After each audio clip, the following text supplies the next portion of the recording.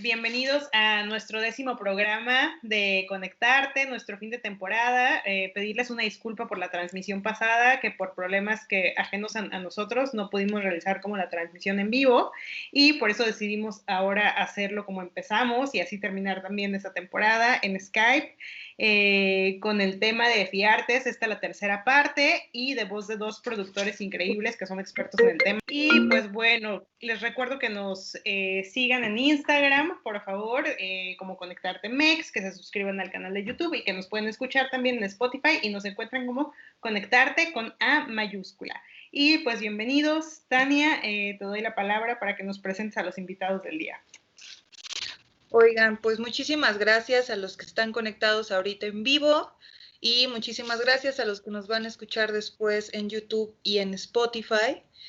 Entonces, pues me voy a dedicar a repetirme un poco para los que vieron nuestras dos presentaciones de la semana pasada, pero me es muy importante para mí decir que en este cierre de ciclo,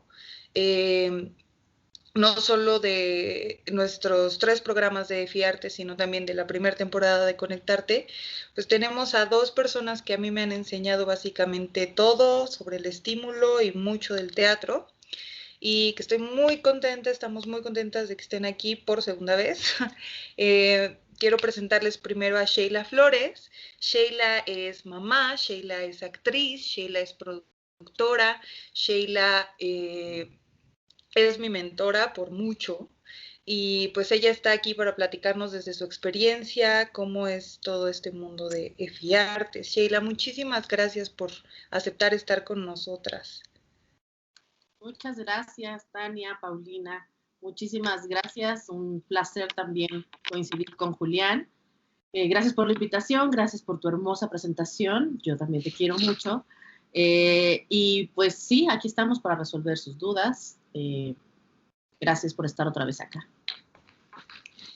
Sheila, bienvenidos. Perra Justa Producciones. Y por el otro lado está Julián Robles, que Julián también me ha enseñado muchísimo sobre los formatos, muchísimo sobre contenido, sobre presupuestos. Julián es productor de teatro, Julián también es escritor, Julián también es director de cine, productor de cine, y pues nos va a platicar también un poco del estímulo, de su experiencia, y pues vamos a hablar del teatro en general. Muchísimas gracias, Julián. No, hombre, gracias a ti, Tania. Gracias, Pau, por la invitación. Y gracias. Sheila, igualmente contentísimo de estar aquí contigo. Bueno, pues ahora sí vamos a comenzar. Vamos a arrancar con la primera pregunta y que es muy importante. ¿Qué significa ser un productor y cómo es que ustedes llegaron a ser productores? Entonces, Sheila, si nos puedes compartir, por favor, tu historia. Claro. Bueno, yo siempre digo que yo soy productora por accidente, por cuestiones del azar. Pero hay veces que las profesiones o el destino te encuentra, te busca. Yo soy actriz de formación y,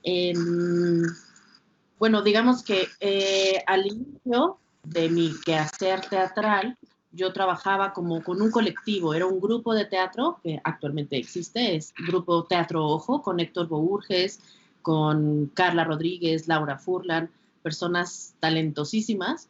Y pues nada, cuando nosotros empezamos a hacer teatro, pues todos hacíamos de todo. En una obra yo era asistente del director, actuaba y además hacía la producción, pero yo no lo sabía, era muy joven. Entonces, hasta que nos quedamos en una temporada en el Centro Cultural del Bosque, en el IMBA, y literal, en una producción, fuimos Héctor y yo, para pues las veces que te ponen y te dan fecha, te dan calendario, con quién se van a contactar y todo esto. Entonces, pues yo iba literal en mi plan de asistente del director.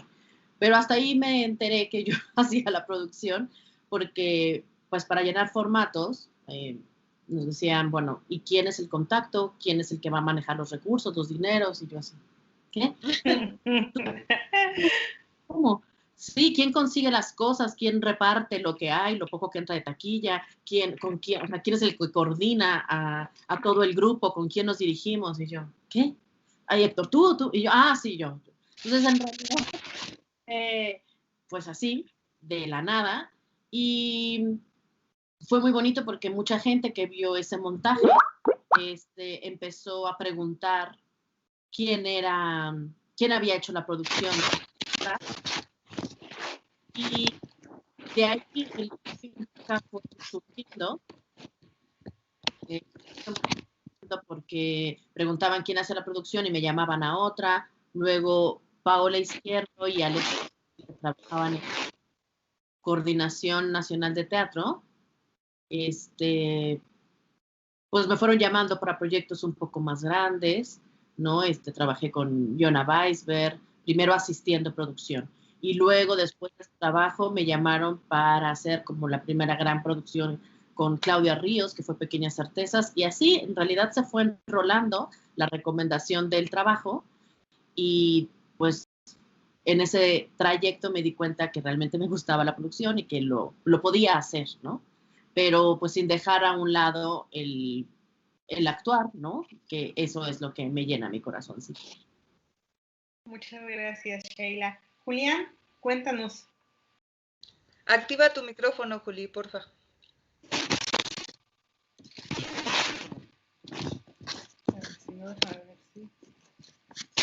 Quítale el micrófono de abajo de la pantalla y ahí activa. Ahí estoy. Ahí. Ya. Ok, perdón. Bueno, yo la verdad es que medio nací en los teatros. Pues, mi padre era actor, bueno, es actor, pero hace mucho que no hace teatro. Pero sin embargo, cuando yo era niño, pues me la pasaba en giras y en ese mundo el teatro siempre fue cercano a mí.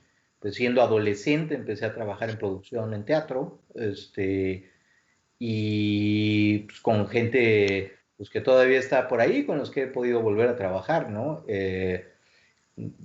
Y luego me alejé algunos años del teatro, me fui a la tele, fui a hacer otras cosas, y fue hasta los 2010, en esta década que recién termina, que volví a dedicarme a la producción, a hacer proyectos en los que creía y pues aprovechando principalmente el estímulo. Ese ha sido como mi trabajo dentro del teatro.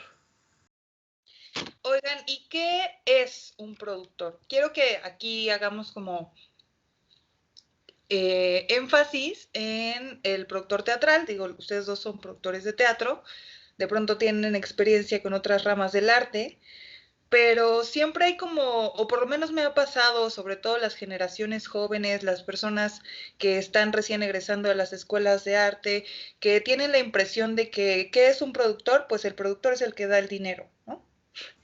El productor es esa persona a la que yo llego, le llego con mi carpeta y le digo, oye, mira, esto está bien padre, dame dinero para montarla, ¿no? Entonces, en su experiencia y derivado de la respuesta que nos acaban de dar de cómo llegaron a hacer lo que hacen, ¿cuál es su definición de productor? Julián, si quieres empezar. Ok, bueno. Yo creo, no ha sido propiamente mi caso, pero yo creo que la labor principal del productor tiene que ver con la tuerca. O sea, es dónde se necesita la tuerca y en qué momento tiene que estar la tuerca. Y uno es responsable de tener la tuerca ahí y de saberla apretar. ¿De dónde consigue uno dinero para la tuerca? O si es toda tu responsabilidad el dinero para la tuerca, eso ya es otro tema un poco más amplio. Lo que sí es un hecho es que si la tuerca no está apretada donde debe estar, la culpa es del productor. No es del director, no es del actor, no es de nadie. Esa es la principal responsabilidad de un productor, la tuerca. En mi caso, además de procurar, porque obviamente nadie es perfecto, no siempre la tuerca está apretada, pero en mi caso, la mayor parte de los proyectos de los que yo hago, también yo elijo cómo va a ser la tuerca y dónde va a estar, etcétera.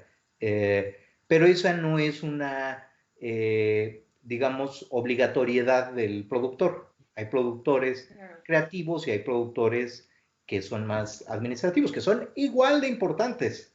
O sea, lo que sí es un hecho es que todo el bagaje que uno pueda aprender, a veces es necesario realmente leer, pues creo que es imprescindible leer las 36 obras de Shakespeare, más la extra que hizo después en coautoría, para saber dónde debe estar la tuerca, cómo debe estar la tuerca y cómo apretar la tuerca. Realmente el conocimiento que hay que tener para una tuerca es muy amplio en el teatro. No tiene nada más con ir a la ferretería y llegar con la tuerca. O sea, el conocimiento es muy, muy amplio para saber tener una tuerca en su lugar y apretada. Eso creo que definiría lo que tiene que ser un productor. Cierto. Sheila. Súper de acuerdo con la tuerca. La definición y con la tuerca de Julián, me encanta.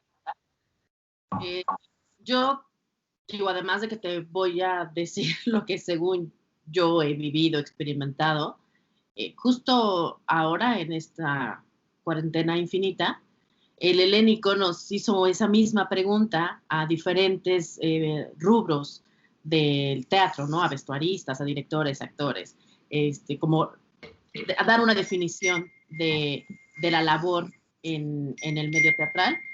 Son 5 líneas que quiero leerles y que después me extenderé. Pero bueno, justo porque hace tiempo que empecé a reflexionar también, ¿no? Dentro de esta cuarentena, pues, ¿qué hacíamos, no? O sea, sin mucha gente, como bien dices, no sabe el rol.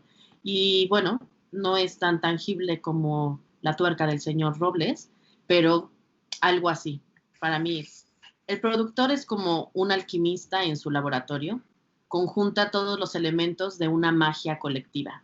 El concepto del director, las ideas de los creativos, colores y texturas, temperamentos actorales, para poder provocar la reacción exacta en tiempo y forma. Y así surja la piedra teatral. Eso que se asemeja al oro en la escena. La alquimia que puede hacer tangible lo intangible. Eso, como un alquimista, como esta persona que está en su laboratorio haciendo, y coincido totalmente con Julián, uno en la producción tiene que aprender de todas las áreas, ¿no? O sea, no le puedes decir o sea, sí puedes, pero no está padre. No le puedes decir al técnico, ponme la chunche esa que cuelga del coso ese y que luego, para que se dirija a esta madre. Dices, ¿cómo? ¿Me explico? Entonces, pues nada, tienes que aprender términos de la estructura teatral, términos de las piezas, ¿no? Que si es un lico, si es un Fresnel, si son LEDs, si es la robótica, como empatar y hacer química con todas las áreas, ¿me explico? No le puedes decir a la vestuarista cosas de iluminación, o sea, ¿sabes? Es como sí tratar de acercarte con cada persona en el lenguaje correcto, justo es de qué tamaño es la tuerca, ¿no? Cómo se llama el orificio en donde se va a engranar, ¿no? Y también, ¿por qué no? A los actores explicarles que no pueden seguir o que no es seguro estar en el escenario si esa tuerca no está apretada. ¿Me explico? Entonces son diferentes áreas en la que, según en mi experiencia, el productor es ese punto de contacto con todas estas áreas, ¿no? Traducir muchas veces las ideas desde el texto, ¿no? Cuando tú lees en la primera lectura y llueve, el productor hace, ¿no? O sea, reaccionas porque ya hay una acotación, ya hay una cosa, una forma que tienes que resolver, ¿no? Y saca un paraguas rojo. Entonces, sí, el paraguas rojo es fácil de conseguir, pero ¿en qué momento vamos a hacer el teatro? ¿Qué altura tiene para que pueda llover? ¿No? Si hay una presión, si son unas gotitas o si es una lluvia, si la vas a proyectar, si realmente quieres que la actriz se moje o no, ¿sabes? Entonces tu cabeza empieza como a maquinar qué es lo que del texto, lo que dice a la idea del director en su descripción, en su justificación, en su concepto, ¿no? Y además cómo hacerla, pues, tangible, ¿no? Hacerla real en este espacio. Yo quisiera como agregar un poquito a lo que dice Sheila, comentando una anécdota que me parece curiosa y apropiada de cómo en México se maneja la producción. Ya no hablando de tuercas, pero sí de, perdón por el comercial, pero de latas de la costeña. O sea, este conocimiento del que habla Sheila, de que hay que tener, de no decir del chunche, del no sé qué, en vez de utilizar el lenguaje del conocimiento, digo, aquí tenemos, por ejemplo, una gran gloria, que es cómo hemos hecho esbóbodas con latas de la Costeña. Lo importante es saber qué son las esbóbodas, de dónde vienen, qué efecto producen, por qué es que las está pidiendo el director, y ya entonces decir claramente, pues yo supongo, porque además son viejísimas, ¿no? Esta versión mexicana de las esbóbodas, pero yo supongo que hace 30 años alguien pues muy fancy, un director, así de haber dicho, no hombre, yo vi una que hacía el maestro Luna, o que la vi en Europa, una maravillosa luz que era de tal modo, y alguien, un productor inteligente, agarró y convirtió con latas y tablas y hizo algo que realmente es muy práctico y muy semejante a las esbóbadas. Lo que importa no es cómo conseguirlo, sino el conocimiento y el para qué tener las cosas como productor de teatro.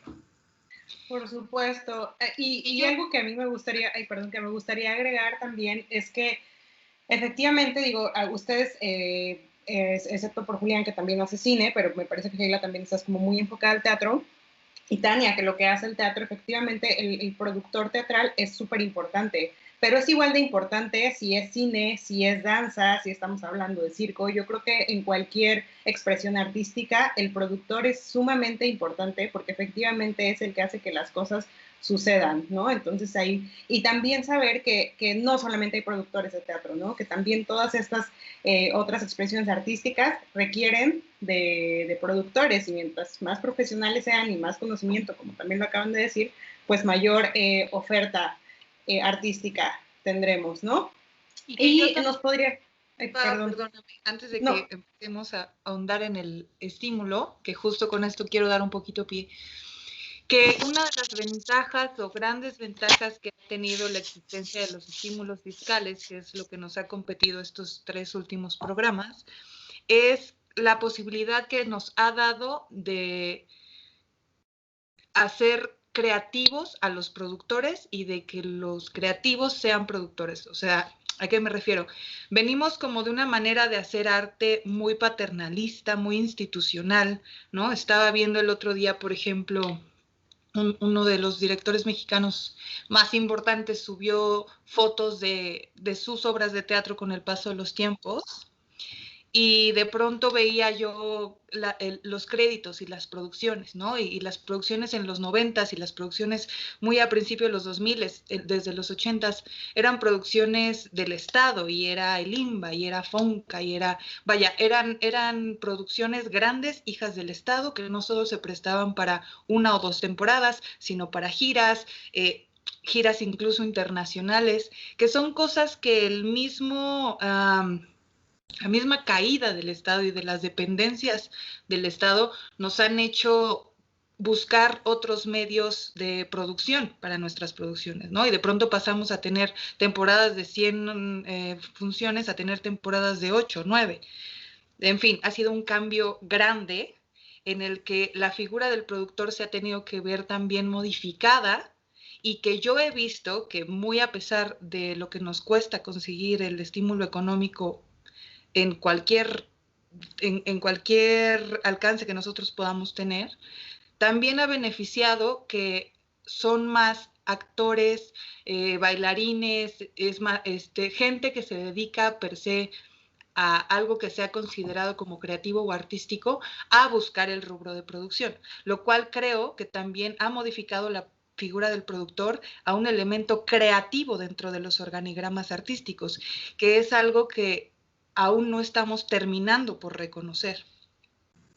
O sea, el productor también toma decisiones creativas, el productor también toma decisiones que le van a beneficiar al discurso de la pieza, no únicamente a lo administrativo, a lo económico. Vaya, sí también, y por eso también valdría la pena en algún momento, quizás en otro programa, hablar de los organigramas y de qué tipos de productores pueden conformar un aparato de producción. Pero creo que parte también del beneficio que nos ha dado acceder al estímulo fiscal es que los productores se han vuelto activamente creativos en las piezas artísticas que salen. Entonces, pues con eso quiero dar pie a lo que seguía, mi Pau. Sí, pues, ¿cómo ustedes, o cómo fue su acercamiento con EFIARTES, ¿no? Que ahora sí como que es el tema que nos, ¿cómo se dice? que estamos tratando en este programa. Sí. Entonces, bueno, Julián, comenzamos ahora contigo. Cuéntanos, por favor. Bueno, yo hace años tenía ahí un proyecto que no era de teatro, sino de cine con un contribuyente que por X o Y razones tuvo que retrasarse, y entonces a partir de ahí surgió la oportunidad de tener la oportunidad de un contribuyente interesado en apoyar las artes.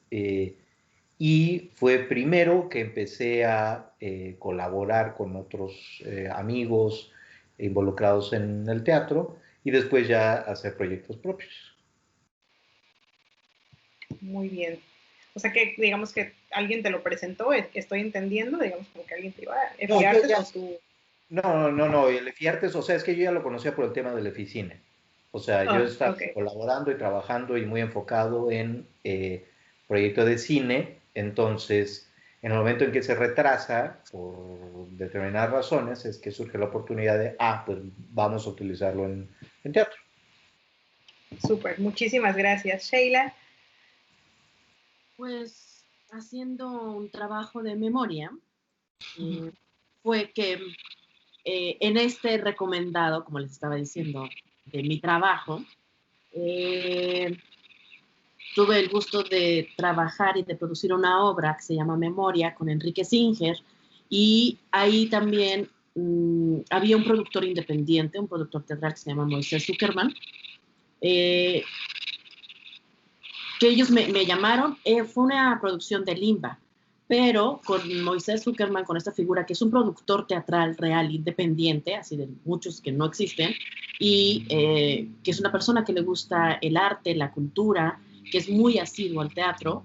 Él quiso invertir en esta obra, además se consiguió el apoyo en esta convocatoria, salió beneficiado el proyecto con el Limba, y a partir de ahí hicimos ese proyecto que se llama Memoria, que fue muy exitoso, fue muy bueno, y Moisés es el que después de esta experiencia me jala, digamos, me invita o me plantea, oye, justo van a abrir EFIARTES, no sé si conozcan lo del EFICINE, yo trabajo con un broker, conozco a una persona, y era la primera emisión, así de, yo estoy contenta con tu trabajo, así que quiero invitarte para que puedas venir a hacer el segundo proyecto, digamos, que se llamaba Requiem. Entonces era un poco también con el mismo equipo, dirección del maestro Singer.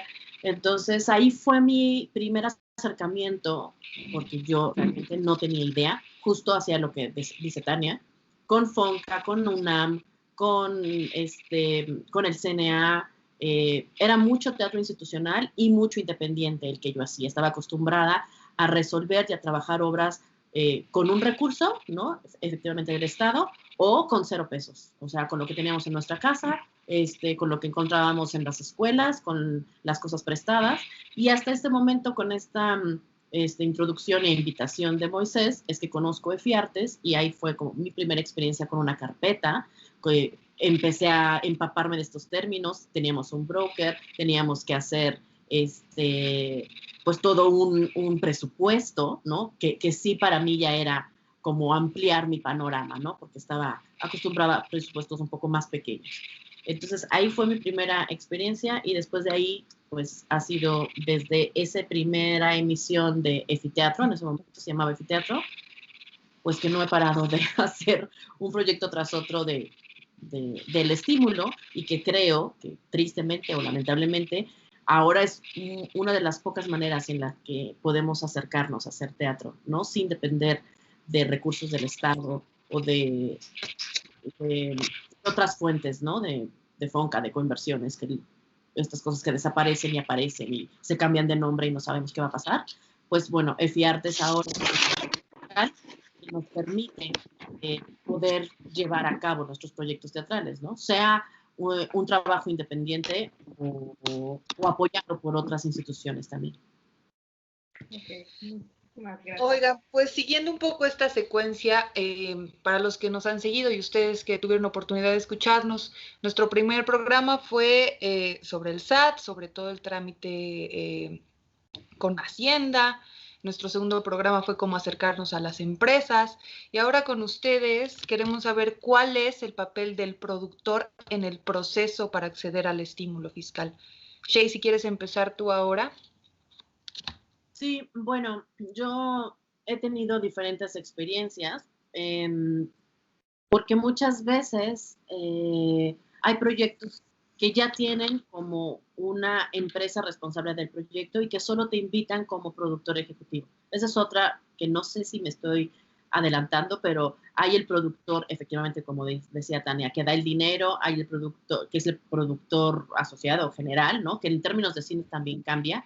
Y el productor ejecutivo es esto, quien administra, reparte y está como más presente justo en la ejecución del proyecto.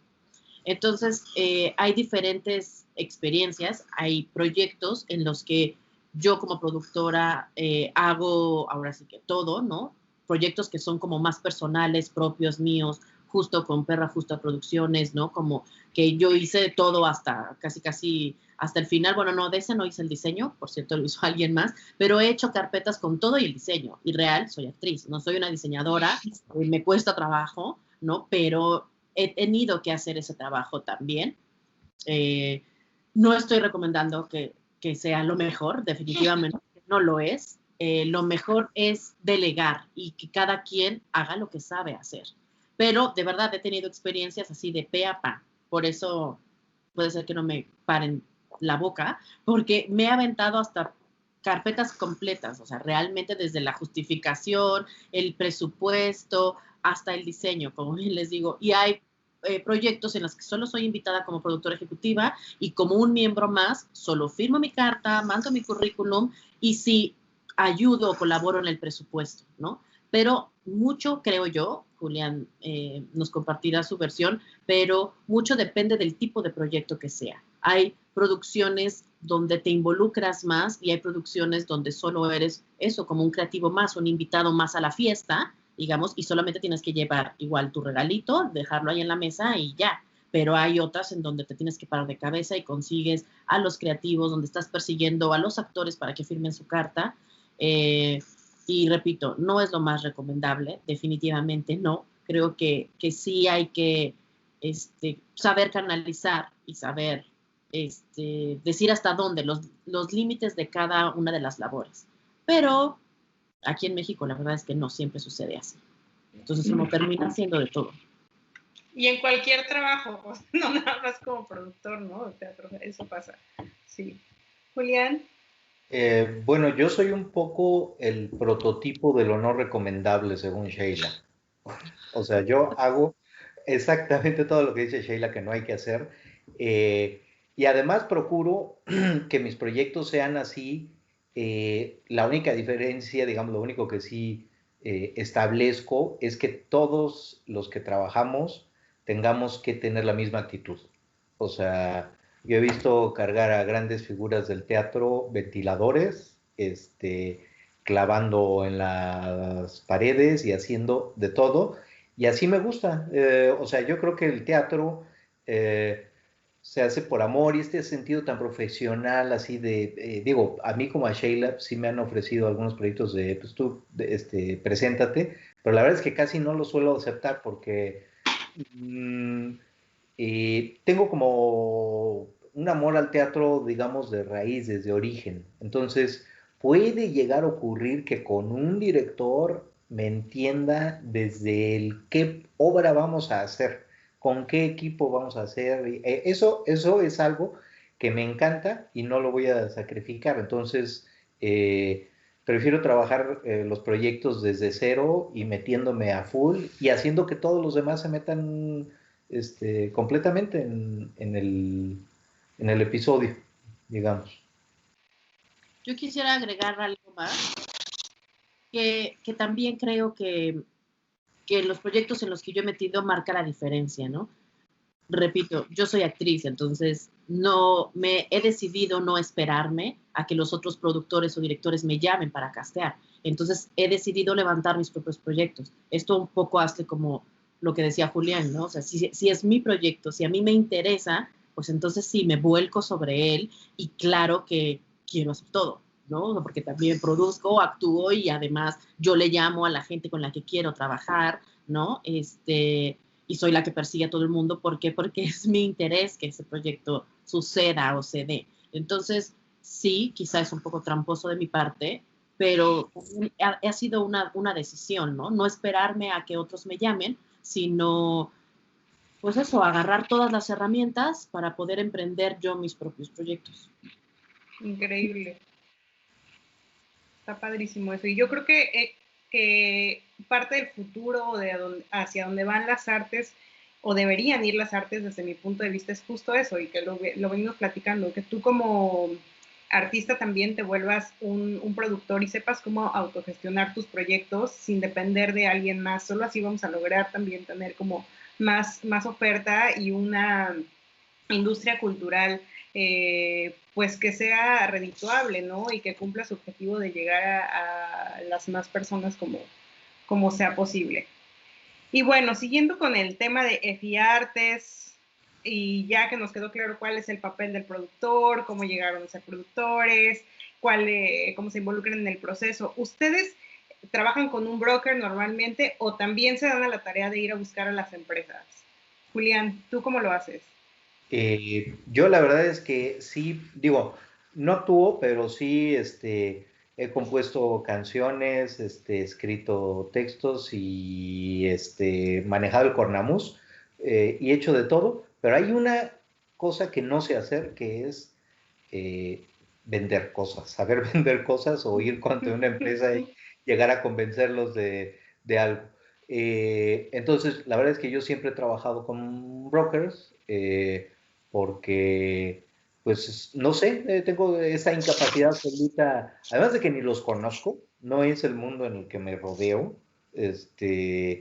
pues, no soy, nunca he sido bueno en la CRP, entonces, estoy incapacitado para ello. Entonces, la verdad es que siempre he trabajado con brokers y creo que hacen muy bien su labor la mayoría y pues, dejarlos a trabajar.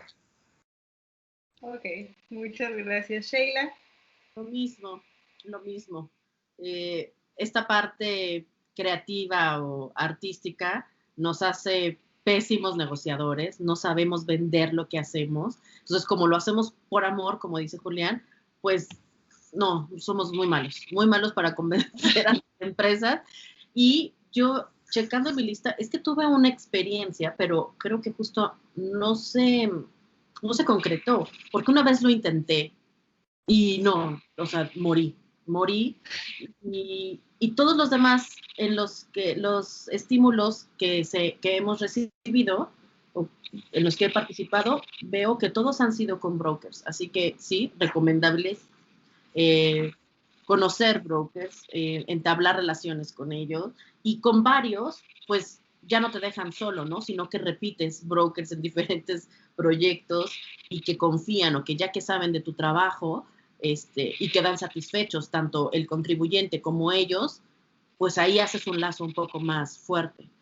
Uh-huh. Entonces ya no lo logré, no me acuerdo qué íbamos a hacer, pero yo fui con una productora literal a presentar un proyecto con alguien de una empresa porque ella conocía y fue tedioso, o sea, tuvimos como 5 o 6 juntas, al final, pues evidentemente no se logró, dijeron que lo iban a pensar, pero o sea, yo me empapé de términos de contabilidad para hablar con el contador de la empresa, no, fue muy desgastante, muy desgastante y bueno, realmente vimos que lo mejor era casi dejarlo por la paz y que si no fuera a través del broker, que si ellos no estaban interesados, porque era convencer a personas que van 1 o 2 veces al teatro al año y una cosa comercial, o sea, que de verdad están fuera de este mundo teatral, que no tienen esta empatía, ¿no? Entonces, fue difícil. Yo ahí me tuve que empapar de muchísimos términos, me adentré muchísimo más a la cosa contable y de las empresas, ¿no? Estos, en el programa que hablaban con Angie y con Majo, de verdad, de ver el mundo empresarial, de recursos humanos es una cosa, contabilidad es otra, dirección general es otra, y tú tienes que poner la misma cara de estúpida con todos para que pensas de que tu teatro o lo que haces es bueno y de calidad. Entonces, no, yo también tiré la toalla y la verdad es que con todo lo demás, el broker es la persona clave para tener un contribuyente de fiar, porque además sí es un trabajo, o sea, sí es una latita. O sea, después, qué bueno que no se hizo, porque yo no sé qué hubiera hecho de yo teniendo que ir a decirles, oye, ya firmas, oye, el reporte. No, la verdad es que sí, mejor los brokers. Perfecto. Sí, mejor los brokers, oigan. Bueno. Es que luego me quedo pensando, ¿no? En esta fantasía en esta utopía en el que, claro, todos, digámosle a las empresas lo padre que es aportar y lo digno que vamos a cobrar de nuestro arte, ¿no? Pero claro, tú llegas a una empresa y le dices, mira, mi nómina es bien importante y vamos a hablar de algo bien importante. Y ellos te dicen, sí, yo tengo la nómina de 200,000 personas aquí y otras en Querétaro y otras, ahorita no es prioridad, ¿no? Pero bueno, en el caso en el que ustedes, cuando participan en un EFIARTES, son los que arman la carpeta para subir a la plataforma, ¿nos pueden ayudar un poquito contándonos cuál es el trámite y cuál es el proceso técnico al que se expone la empresa responsable a la hora de subir un proyecto? Julián. Bueno, no sé si, o sea, yo la verdad ahí sí critico el estímulo, me parece de una burocracia excesiva, Sí, seguro. innecesaria, excesiva, innecesaria, como si estuviéramos vendiendo tomates, así de sencillo. Yo creo que tendría que ser simplificado, es muy engorrosa la carpeta y las partes más la hacen tan engorrosa y tan difícil burocráticamente que esto limita a la gente que participa. A la hora de que participa menos gente, entonces son más los proyectos aprobados, mucho más laxos en su calidad dramática, en su concepción escénica y en sus ideas de trabajo de producción. O sea, siento que definitivamente está mal el cómo se opera porque me parece de una muy baja calidad los proyectos que se apoyan a través del estímulo EFIARTES en promedio, digamos, en promedio de los proyectos apoyados. Otras instituciones como el INBA o la UNAM creo que tienen un mayor índice de calidad, producto de que no tienen esta burocracia tan excesiva en sus convocatorias y se centran en lo principal, que es la obra, el concepto, el tratamiento de un director, de un escenógrafo. Eso debería de tener no... ¿cuántos puntos creo que son? ¿60 puntos o 50 puntos? Eso debería tener 90 puntos. Punto. Claro. Y el resto, 10 puntos. Eso es lo que yo creo. Entonces, digo, mi labor, lamentablemente, pues es mucho trabajo burocrático el que hay que hacer, lamentablemente. Y trato, dentro de la medida de lo posible, de ponerme a mejorar y describir de la mejor manera posible el proyecto en su parte creativa. Muy bien, muchas gracias, Sheila. Sí. Pues yo me he enfrentado a muchos tipos de procesos, digamos, ¿no? Repito, ningún proyecto, bueno, no, sí ha habido proyectos que son similares, pero también porque he trabajado, ya hemos hecho un equipo, ¿no? Por ejemplo, en 2 ocasiones hemos sido beneficiarios del estímulo con Bárbara Colio, ¿no? Que es Barco Drama Producciones. Entonces ya tenemos como una manera de trabajar donde nos hemos entendido. No sé, salimos beneficiados con Instinto y luego con Julieta tiene la culpa. Entonces ya tenemos como algo recorrido, una ventaja, una manera de trabajar, porque ahí tenemos la ventaja de que ella es la dramaturga y la directora, entonces yo me encargo de lo del presupuesto y además tenemos un asistente que persigue a los actores, pero todo se concentra como en la idea creativa. Y hay otros proyectos en los que, como repito, hasta he hecho, de verdad, además del presupuesto y de convocar a creativos y actores, hasta el diseño, ¿no? El diseño de imagen, es que no había nada, que es un proyecto de cero. y que luego les ganan las prisas a todo el mundo, ¿no? O sea, el proceso. Hay una parte muy engorrosa, como bien dice Julián, que es como un círculo vicioso o ¿qué es primero, el huevo o la gallina? Porque tú tienes que entregar un esquema financiero, pero además las cartas tienen que venir ya con la cantidad que los actores tienen que ganar y creativos, pero luego hay brokers que te dicen, no, yo hasta el final te digo el ISR y te bajan. Entonces, todo tiene que ver con el presupuesto y hay que demostrarlo. Entonces, son pasos que a veces, no sé si le pasa lo mismo a Julián, pero que a veces te retrasan, ¿no? Hay cantidades con el broker que me decía yo, pero es que hago cuestiones o presupuesto de uno que pida un broker tarjeta lista para qué contribuyente me va a dar. O sea, es una cosa buenísima, porque no es lo mismo hacer un presupuesto de 1,5 millones a hacer el presupuesto de 2 millones o de 600,000 pesos, ¿me explico? Entonces hay, yo he ido como depurando ese proceso, pero no siempre se logra, ¿no? Muchas de las personas que a veces me hablan y me dicen, oye, quiero meter FIARTES, yo digo, bueno, hay 3 puntos básicos que yo te puedo decir para empezar a hacer la carpeta. Porque, lamentablemente, también tengo que decirles, he hecho carpetas y que al final, o sea, completas, enteras, y esto solo Julián, yo creo, y mis compañeros, colegas, productores, saben a lo que se refiere, tener una carpeta completa de FIARTES y al final el broker te dice que el contribuyente no entró. O que, ¿por qué no? La 32D no se la dieron. O, ¿por qué no? Nos quedamos, eran 2 contribuyentes y nos quedamos en la plataforma metiendo la firma y un contribuyente se fue de viaje y se le olvidó firmar. O sea, de verdad, me ha pasado de todo en FIARTES, de todo.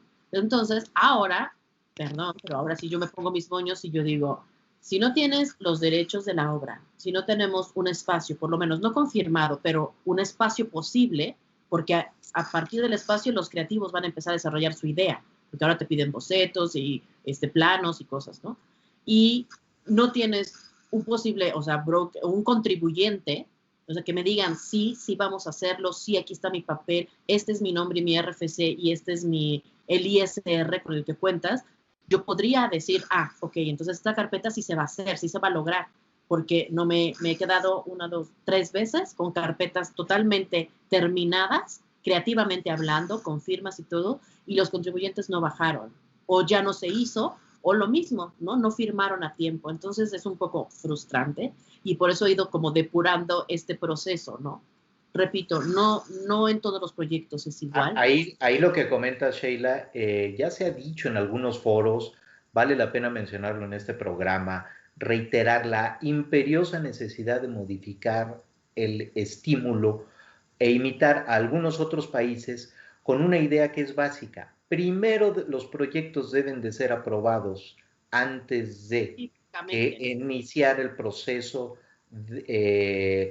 fiscal y burocrático para ser apoyados. O sea, tanto lo que se queja Sheila con justa razón y que les ha ocurrido a la mayoría de los productores de que te quedas con el último día por un papel, porque esto falló, porque lo que sea. Debería de haber un periodo abierto en el que uno pudiera someter proyectos que uno considerara al 100% y un jurado periódicamente estar evaluando, aprobando, y ya uno, no es lo mismo llegar con una empresa y decirle, mira, ya tengo mi proyecto aprobado, dame dinero. Porque así no queda tampoco la empresa, que muchas empresas dejan de interesarse en el estímulo porque entran y no pasa, porque les generan burocracia de manera gratuita. Entonces, esto tiene que ser modificado. Hay países que ocurre así, ya se ha mencionado varias veces en foros, tanto en Eficine como de FIARTES, y se ha mencionado de manera directa a todas las autoridades. Es hora de que alguien escuche y modifique los lineamientos. Porque aparte también eso, perdón, Shey. Sí, incluso, Julián, no sé si lo sepas, pero creo que hay hasta en mismos otros estados de la República Mexicana que tienen a la inversa. Solo en la Ciudad de México o no sé si porque está súper centralizada la cultura o los recursos o lo que sea, pero creo que en otros estados, si no mal recuerdo, está este proceso de que primero aceptan el proyecto y después ya buscas el contribuyente. Tiene toda la lógica del mundo, o sea, No, exacto, así debiera ser. Ya llegas con la empresa a decir, mira, esto artísticamente es viable. Ya de está. De esto es real, ya me lo evaluaron, ¿no? Por eso hay un comité donde todo lo que yo digo y hay constancia de que me alcanzaría y de que es viable hacerlo, ¿no? Otra vez, repito lo de mi definición, de lo hacer tangible lo intangible. Ya no le estás vendiendo un supuesto a una empresa, ni de, ay, voy a tener a este actor.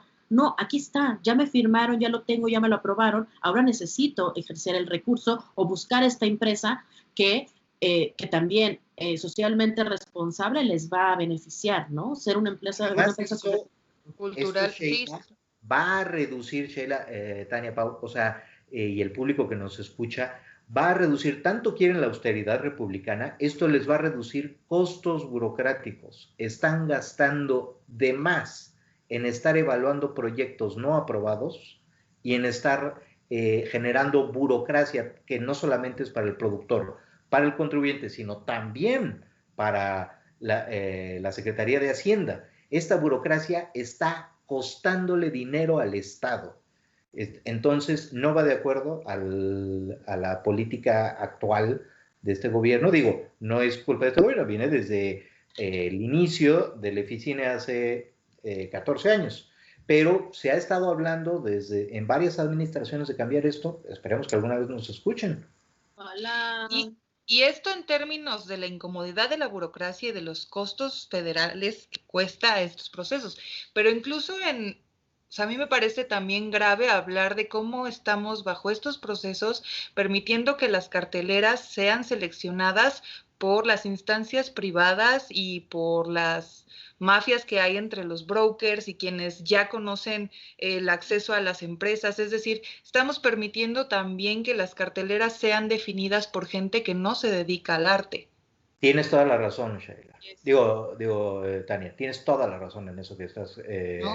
Porque entonces tú tienes que ir a la empresa y tienes que pasar por un primer filtro que no tiene que ver con lo artístico, que no tiene que ver con el contenido, que no tiene que ver con lo presupuestal y que tiene que ver meramente con un juicio que le permite a la empresa contribuyente aportar a una cosa que además seguramente se va a aprobar, porque al tener el contribuyente en orden tienes más de la mitad de tu carpeta aprobada por este proceso burocrático. Es decir, el discurso queda en un plano en el que, bueno, lo que va a pasar es que las carteleras se van a llenar de empresas que se vuelven coproductoras de productos que a ellos les parecieron pertinentes, ¿no? Y que tenemos que tener mucho cuidado con eso.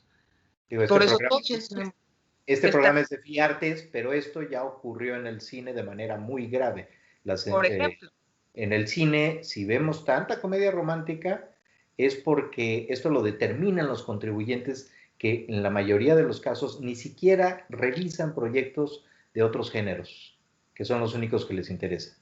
Tiene que ver con la proyección que tiene su marca y lo que el mercado al que ellos llegan. Me explico, contribuyente. A ver, ahí está. Ya. Un contribuyente, o sea, tiene que ver con el discurso que la marca quiere dar. Eso es lo que platicábamos la vez pasada, ¿no? Entonces, de pronto, si tú llegas con un discurso ahora feminista, voy a poner, o un discurso en contra del gobierno, a lo mejor no va muy acorde o no es políticamente correcto para una empresa lanzar este mensaje, y es por eso que no se apoya este tipo de proyectos, ¿no? Y entonces, claro, hay un tema de pues que estamos un poco vetados, ¿no? Por esta parte de las empresas. Porque además se puede reducir o sintetizar con el gusto personal del director general, de si le parece guapa o no la actriz mencionada, o si es buena o no, o si le parece más taquillero no sé quién que no sé. es terrible ese juicio o esa manera de seleccionar el arte o la cultura. O sea, ¿dónde está Porque ese aparte bagaje? de nosotros, a nosotros como productores nos obligan entonces también a aprender una serie de prácticas que beneficien a nuestro proyecto, pero que no deberíamos, ¿sabes? O sea, no deberíamos por qué buscar a una actriz con cierto perfil o a un actor con cierto perfil que sea parte de nuestro proyecto para acceder a EFIARTES y luego vemos qué pasa. Pero entonces, ¿de qué se trata? Pues de que la práctica sea para aportar a la cultura y las artes o de generarle trabajo a la gente que ya tiene trabajo. Claro, ese es otro tema, ¿no? Por eso también vemos siempre a los mismos actores, ¿no? En determinado tipo de producciones, en las películas, etcétera. Pero bueno, aquí nos tocó vivir. Y siguiendo con el... Ese es otro tema. Ay, sí. No, súper interesante, la verdad.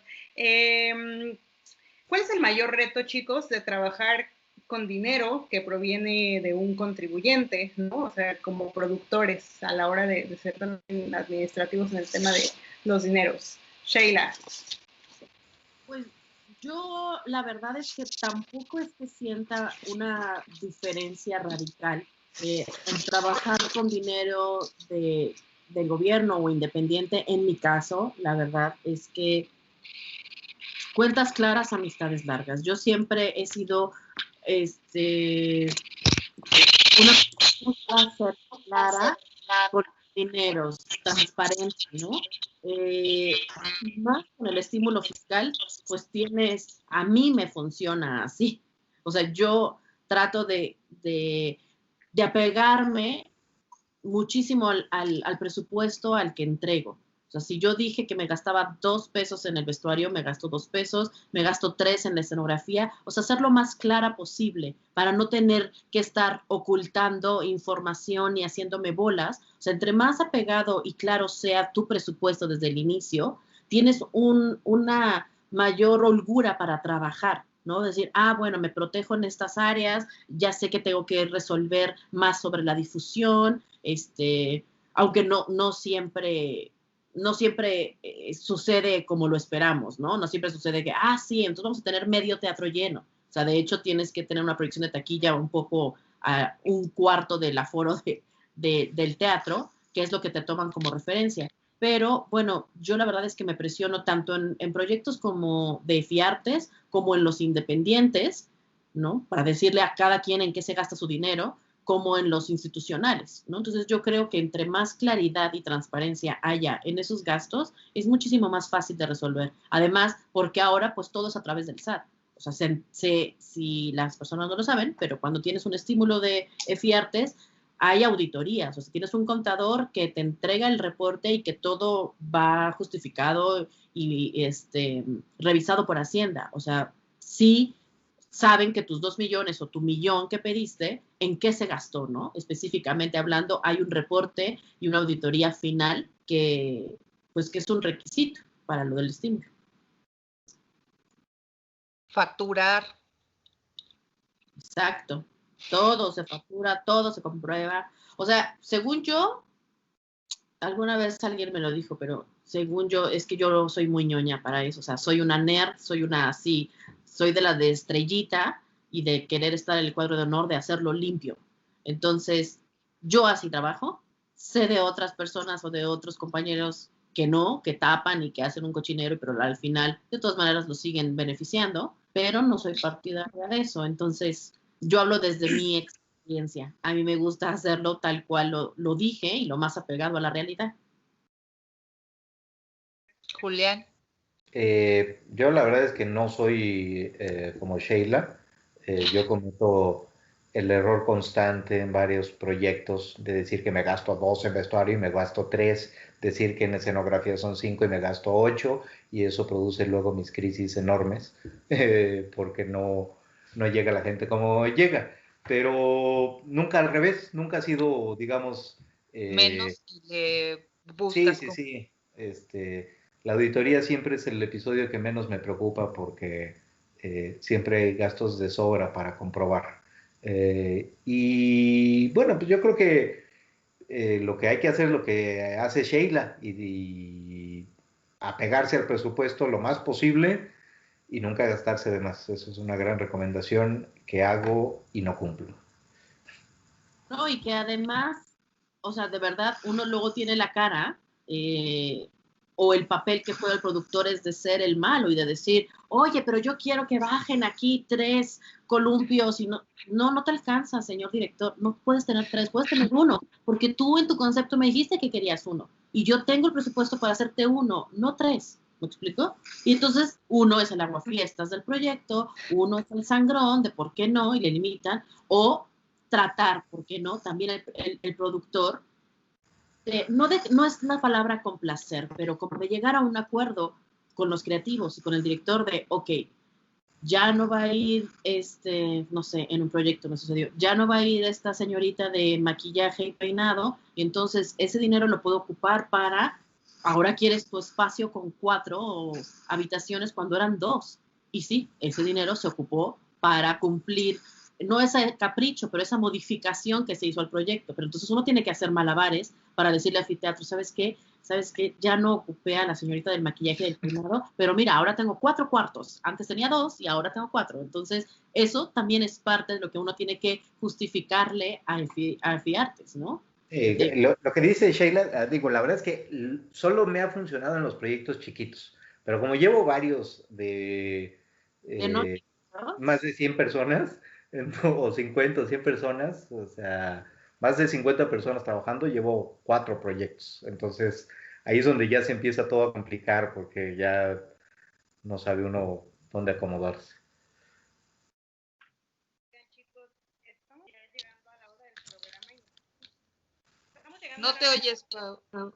¿Y ahí me escucho? No, ya no. No, pero estamos llegando a las 8. ¿Tienen problema con alargarse unos 15 minutitos más? Ya se tienen que ir. Podemos seguir dándole. Yo no tengo problema, yo puedo seguir, adelante. Adelante, adelante. Oigan, cuéntenos mientras Pau se conecta, ¿cuántos proyectos han financiado ustedes con el estímulo fiscal? Y así el título de los que han sido más importantes para ustedes o que tienen frescos en la cabeza.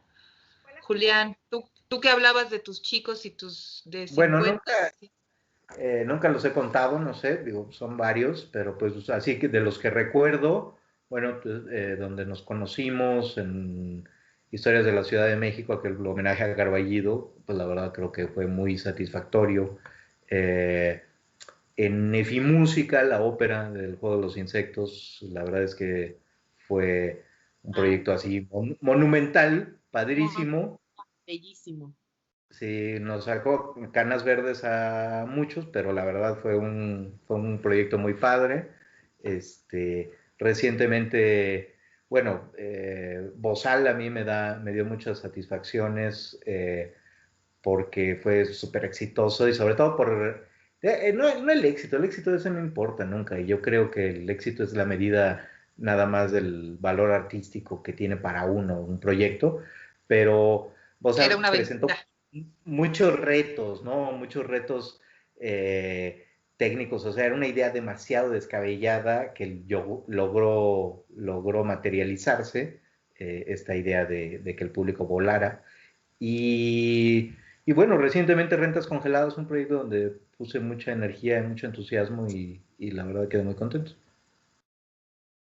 ¿Y la luna para los malnacidos qué?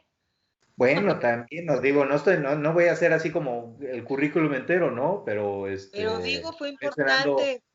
Trabajé yo.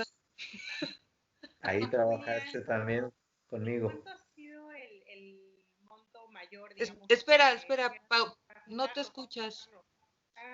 Sheila, los tuyos, ¿cuántos y cuáles son tus más apreciados? Yo soy muy ñoña, yo me puse a checar cada resultado para que no se me fuera ninguno.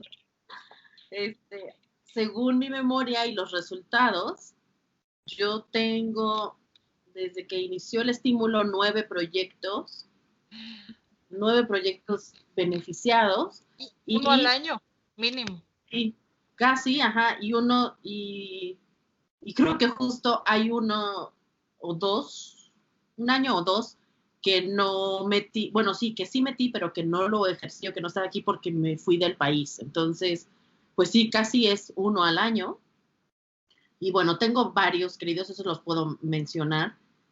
Uno es donde nos conocimos, bueno, no nos conocimos, pero en Rosa Mexicano es un proyecto que fue muy, muy, muy al principio, que literal, mi socia y yo, Jimena Gómez, estábamos en pañales y que fue como un volado de, ay, sí hay que meterlo, porque yo ya había hecho el de Requiem, el de Moisés que les contaba. Entonces yo dije, pues no estuvo tan difícil, yo digo que hay que aventurarnos, sí. Entonces aplicamos a todo.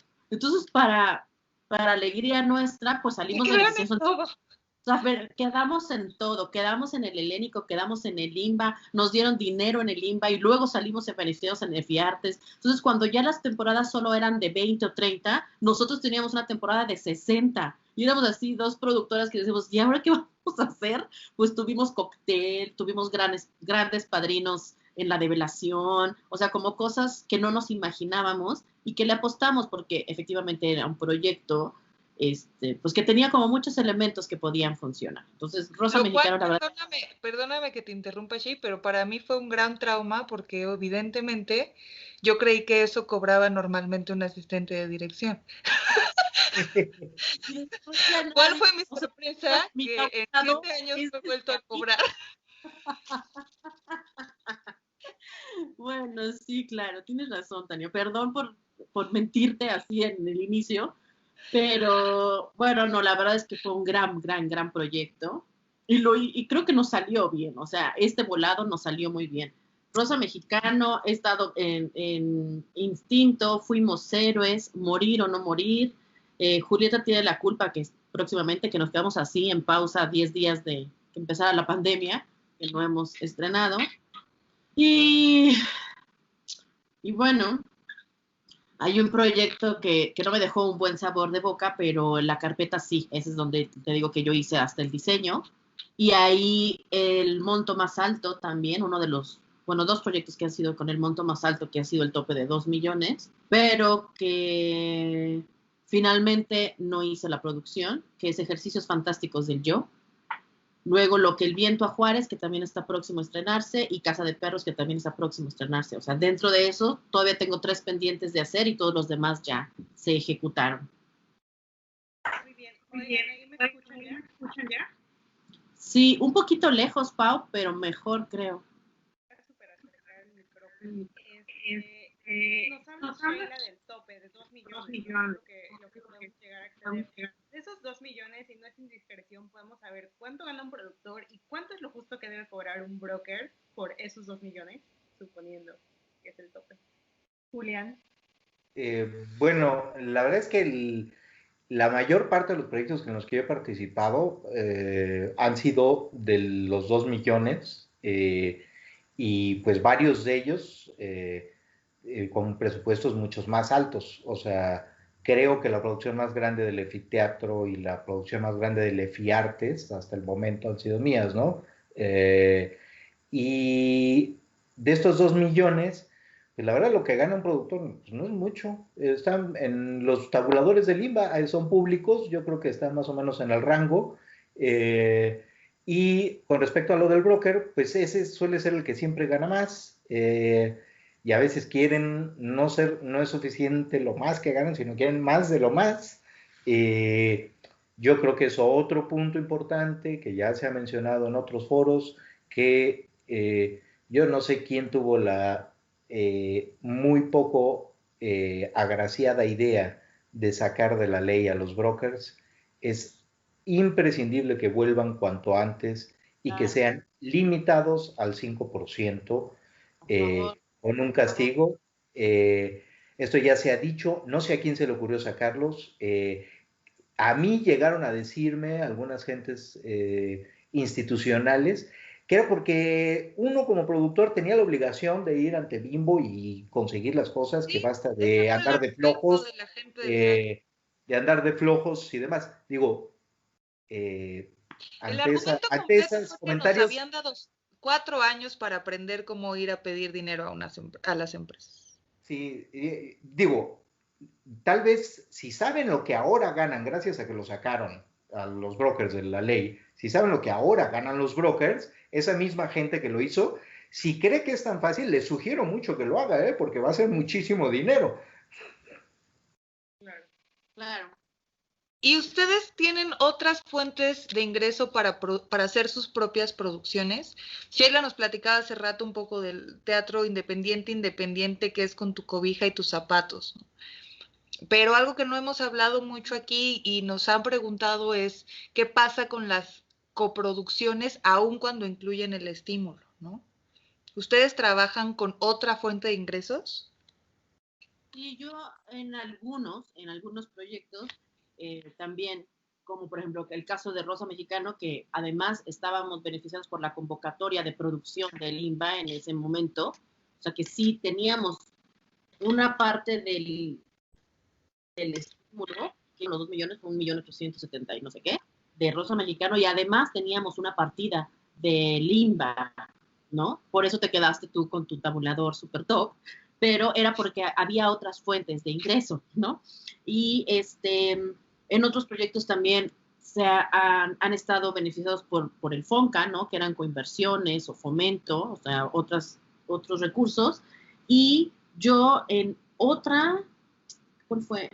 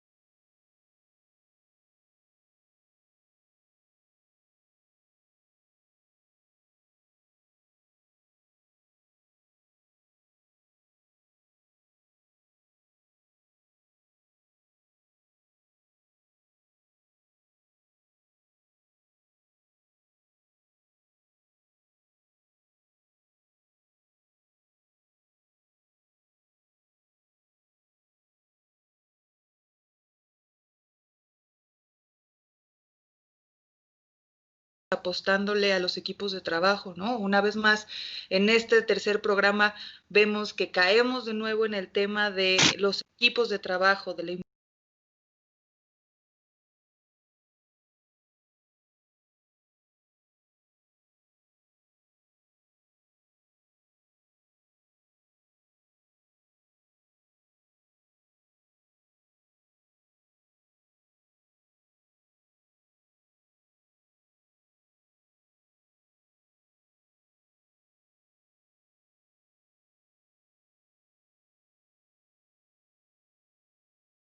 Instagram para enterarse de las noticias. Sí. Muchas gracias por la invitación.